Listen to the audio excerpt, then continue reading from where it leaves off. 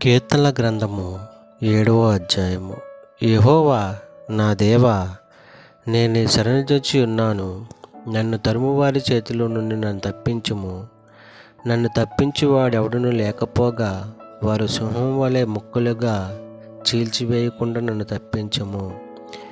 యెహోవా నా దేవా, నేను ఈ కార్యము చేసిన ఎడల, నా చేత పాపము జరిగిన ఎడల, నాతో సమాధానముగా నుండిన వానికి నేను కీడు చేసిన ఎడల, శత్రువు నన్ను తరిమి పట్టుకొని నిమ్ము.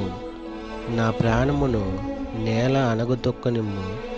నా అతిశయాస్పదమును మంటిపాలు చేయనిమ్ము. నిర్నిమిత్తముగా నన్ను బాధించిన వారిని నేను సంరక్షించితిని కదా. యెహోవా, కోపము తెచ్చుకొని లెమ్ము. విరోధుల ఆగ్రహము అంచుటకై లెమ్ము. నన్ను ఆదుకొనుటకై మేలుకొనుము. న్యాయ విధిని నీవు నియమించి ఉన్నావు కదా. జనములు సమాజముగా కూడి నిన్ను చుట్టుకొనినప్పుడు వారికి పైగా పరమమందు ఆసీనుడవు కమ్ము. యెహోవా జనములకు తీర్పు తీర్చువాడు. యెహోవా, నా నీతిని బట్టియు నా యథార్థతను బట్టియు నా విషయములో నాకు న్యాయము తీర్చుము.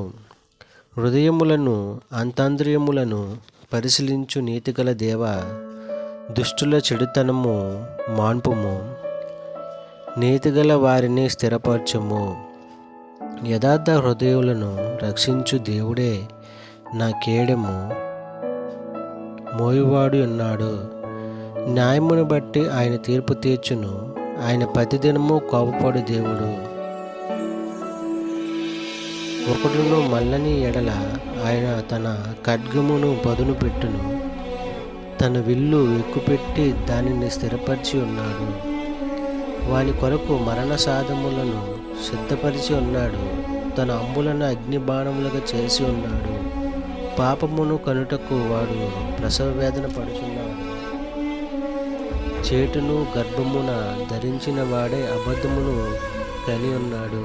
వాడు గుంట తవ్వి దానిలో లోతి చేసి ఉన్నాడు.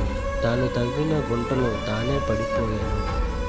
వాడు తలంచిన చేటు వాని నెత్తి మీదకే వచ్చును. వాడు యోచించిన బలాత్కారము వాని నడినెత్తి మీదనే పడును. యెహోవా న్యాయము విధించువాడని నేను ఆయనకు కృతజ్ఞతాస్తుతులు చెల్లించదను. సర్వోన్నతుడైన యెహోవా నామమును కీర్తించదను. జనవాకం దేవుడు దీవించును గాక.